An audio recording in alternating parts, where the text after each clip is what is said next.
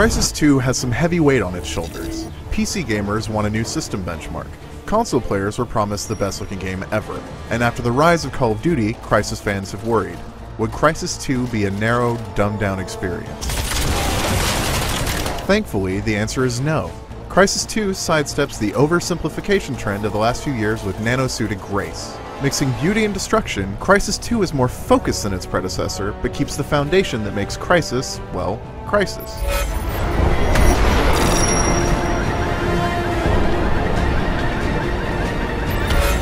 You may have trouble paying attention to Crysis 2's sci-fi story of corporations, transhumanism, and alien invasions amidst the sensory assault. Crysis 2 on Xbox 360 is the best-looking console game to date. It avoids the dark, hyper-filtered visual style of other recent graphics showcases. Instead, Crysis 2 basks in light. Light in Crysis 2 cascades, over buildings, through trees and glass. It bounces around levels and paints a picture like you haven't seen in a game like this before. All that light falls upon some pretty majestic destruction. It's hard not to get caught up watching the FDR drive ripple and shake apart amidst an earthquake, or to marvel at a mid-air firefight between attack choppers and alien dropships. Crysis 2 never seems to run out of amazing things to show you or scenes to set. All of those sweet set pieces are complemented by some really great music and sound effects that really fill the room.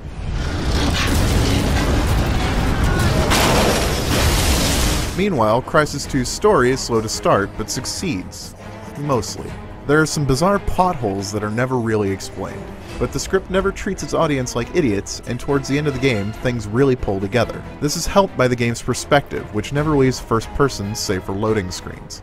Even the upgrade menu sees you raising your hand and twitching your fingers to select different slots.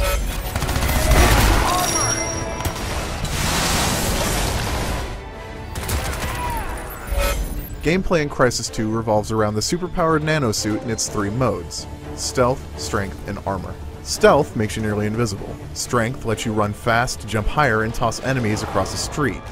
Armor makes you something of a walking tank. Each mode drains energy from your suit to different degrees, and you need to learn to manage your powers in combat without getting killed. There's a great sense of movement and physicality in Crysis 2, which is helped by fairly large sandbox levels. Crysis 2's environments aren't just wide, they're tall. This verticality allows for tactical options that go way beyond most other shooters. This works both ways though. While you'll feel like a predator stalking Crynet soldiers while cloaked, the alien Seth make things more complicated. This all works because Crysis 2 controls so well. Shifting from one suit mode to another is fast, allowing you to experiment easily. Crysis 2 also features the now standard persistent upgrade-based multiplayer modes, much like Call of Duty. But the staple Crysis 2 gameplay remains, and 16 superpower soldiers duking it out, switching between powers on the fly, can be a lot of fun.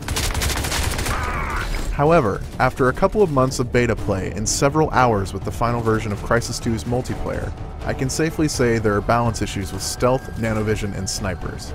These make me wonder if a strong community will form around Crysis 2 and keep multiplayer active in the months to come.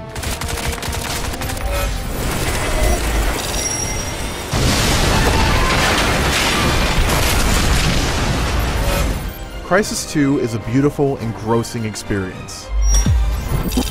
It confidently delivers a series of escalating and changing encounters and scenarios that will push you to think like very few shooters have, more than delivering on the promise of Crytek's previous games. For more on Crysis 2, check out IGN.com.